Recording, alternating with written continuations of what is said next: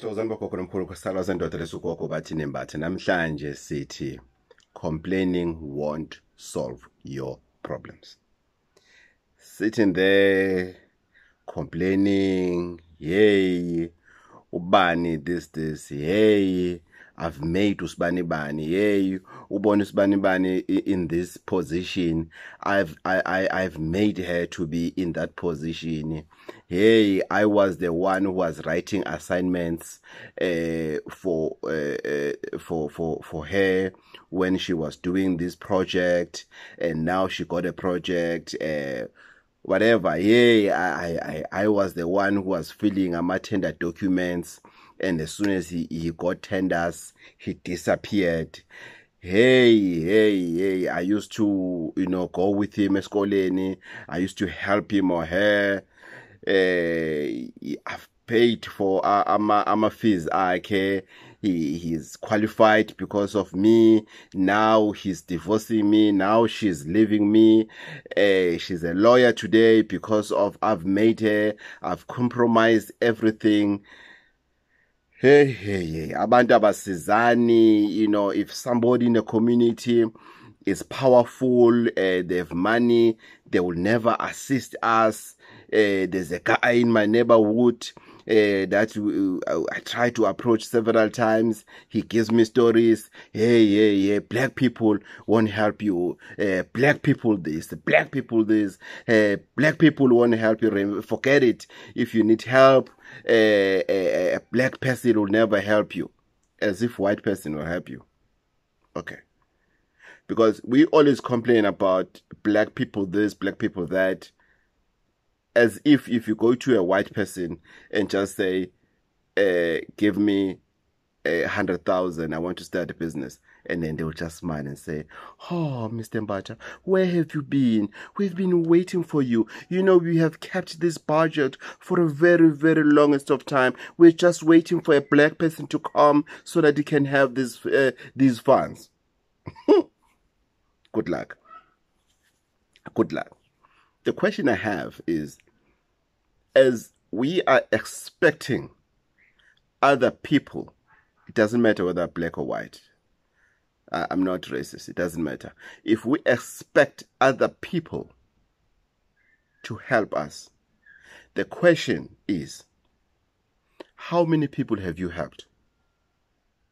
Let me ask you then, as an individual, how many people have you helped? What have you done in your family? Who have you helped in your family? Who have you helped in a cycle of friends? Who's the friend that you can say, I've done something for this friend of mine? I remember one December, and I told my wife to say, hey, man, you know what? There's this friend of mine, things are not well for him. Can't you buy him groceries? He didn't ask. Can't you surprise him?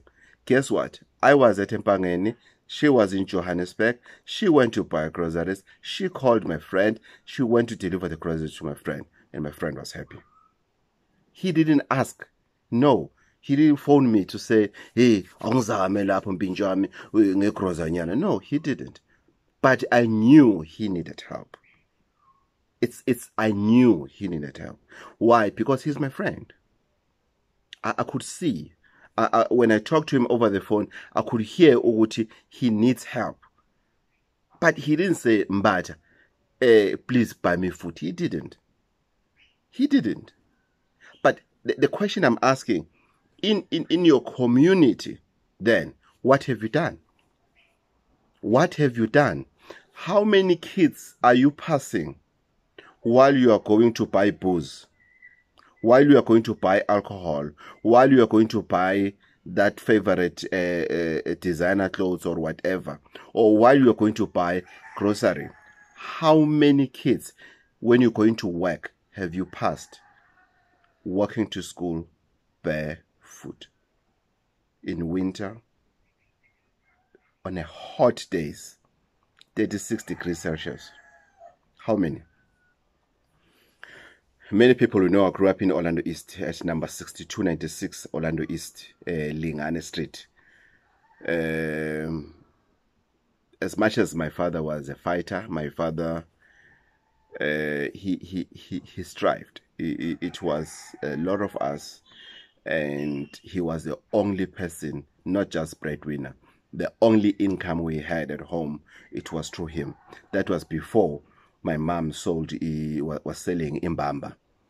I remember me and my brother Uputnoma walking to school barefoot. In the morning it was fun, it was okay. The tar road, it was just cool, from number 6296 Orlando East, if you know Orlando, and walking towards number 2 grounds, Le Pezu, at Thembalihle Primary School. We walk with barefoot. There was a businessman in my neighborhood, Babu Miyaza, and his father was very good in tire sandals, Mbatha. And he made us Mbatha. Whew. That made such a difference in our lives. At least we could walk to school without worrying about the tar road, without worrying about bottles cutting us and everything. Yes, we became a laughingstock to come to school in Mbatha, African sandals, whatever names we were called. But those who grew up with me, they knew that if you try to pull my leg, you'll regret for the rest of your life, because I will turn that joke against you for the whole year. It was painful to be laughed at, but it was something.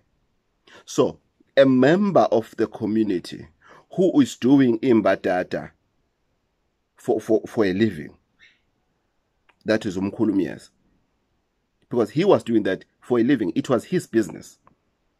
But to give us a pay each for free, just to say, no, you can't go to school like this. That was something. That was something to me. Then I've made a promise to myself to say, I will never in my life pass a child going to school barefoot.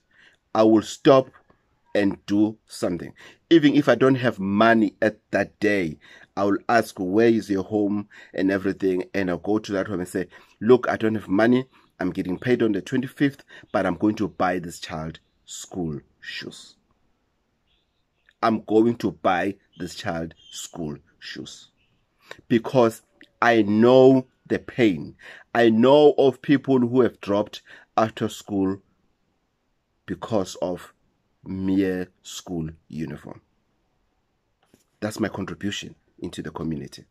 I've done many things in the community, but I'm just talking about small things that makes a difference in life. Sometimes I get so lucky, then I ask myself, what did I do to deserve this? And then I'll quickly, within myself, to say, I'm also doing something. I'm not afraid to say that to myself. I'm also doing something. I've also changed lives of people. Besides being a traditional healer, there is Bathini Mbatha. Behind Gogo Bathini Mbatha, there is Bathini Mbatha, who has done so much into the community, especially to the community where I stay now, Emazimeleni, because we have a lot of kids that are coming from really disadvantaged backgrounds that needs help. Buying a child a school shoes, it won't dent anything. How many people they'll get into endaweni zokuphuza and spend more than 10,000? Their own children, they don't have school uniform. Their own children now. Let's forget about helping in the community. Their own children, their own siblings. How many people do you know who can spend any amount of money in booze, but it's tough? The same person goes to the traditional healer and say, into zama zambi kahle gogo.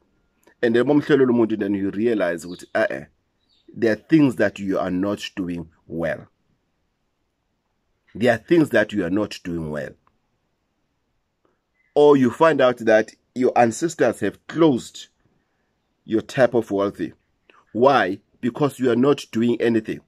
They are blessing you within your family so that you can help others. That's how ancestors works.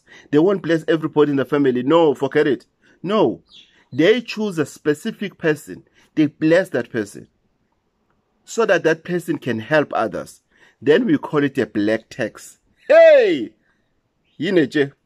Hey, I. Kunzim. We call it a black tax. Just for you to help others. My first new cell phone, my elder brother Uputmanja bought me. My school uniform, my brother Umakeshan bought me. My equipment, when I was doing photography, we were doing black and white. We were taught from black and white up to the color. My brother Umakeshan helped me. He was not fortunate to go to school because of his health. It's not okay. He started earning in Malaysia he was earning 470 rand per month. But within that, he managed to buy me if I need school trouser, if I need a shirt, if I need something. So if I buy him something, is that a black tax? We'll talk about a black tax, not now. For now, all I'm saying is helping somebody, it's a blessing. Just helping somebody, it's a blessing on its own. If you are looking for a blessing, if you want to see how powerful it's giving, learn to help. I'm not saying wait at the corner, give people money. No, I'm not saying that. I went to see my mom. It was Valentine's Day. I've passed several people, women pushing these big recycling trolleys. Stopping and giving her something to say, hi, my sister, you're pushing and everything. Happy Valentine's Day. Please buy something to drink. That smile, my brother, it's hot today, man. You pushing, I see you hamba no muntu wako and everything. Hey, my brother, it's a hassle. What can we say? We can't say it's Valentine, we're chilling and everything. We have to push. My brother, here's something. Buy yourself a cold drink. Oh, thank you, my brother. Thank you, my brother. You actually gave me what I was going to get in this load. Thank you, my brother. You're welcome, my brother. No strings attached. There was a guy, as you off-ramped to Kloof Extension. He had ran out of fuel. So as I was off-ramping, he was coming from Renshaw. Now I said, no, man, this guy, the nearest garage, it's in about a kilometer or more. And it's hot. Then I, hey, come. Hey, no, let's go, man. Let's go get a fuel. Then made a U-turn, went to Shell Garage, got him a fuel. I've paid for that fuel for that matter. No harm. And we came back and everything. I don't know him, he doesn't know me. I said, my brother, I'm glad I could help you. Hey, my brother, thank you so much. I didn't even know what I was going to buy petrol with. I was just going to the garage. I didn't know. I said, no, don't worry. Don't worry. Cheers. No strings attached. So, what have you done? You know why I helped that guy? There was a time I ran out of fuel. I was with my wife, a girlfriend, then with our son, Uliema. We ran out of petrol. We're somewhere in Soweto. Then I had 5 liters in the car because I always ran out of petrol. And my son said, Uliema said, he's young. He cannot walk long distance. I had to put him in my shoulders. And we go buy fuel. I didn't have money to buy that fuel. I left my cell phone. And when I came back, I claimed to have lost my cell phone. I left it at the garage so that I can get fuel. I didn't have money. So I knew the pain of that guy. I knew exactly how he felt when he ran out of petrol and without having money. I knew. and I've helped him. So some of the things that I have, I say thanks to what I've done in helping others. Gogo Bathini Mbatha Foundation is running a charity run on the 18th, Friday the 18th of March. It's going to be Friday, 2022. Emazimeleni, kwaGolela. We're asking for donations of school shoes, school uniform, and learning material, as well as the sports material. Please, for any donations, call the office, which is 0357995703. Or you can send your donations at Empangeni Postnet to me, Bathini Mbatha, on the number 083 533 9183. 083 533 9183. Please use that number when you go to leave the donations at the postnet. We are not taking any calls on that number. Forget it. If you want to call the office, it's 035 799 5703. In this charity run, I would like, together with you, change the lives of at least 1,000 children. Forget about these children that they are coming from Empangeni. Forget about it. These children, one day, they will be working for you. Or your children will be working for them. This is life. uNkulunkulu uthatha semsamo ambeke emnyango, athathe semnyango ambeke emsamo.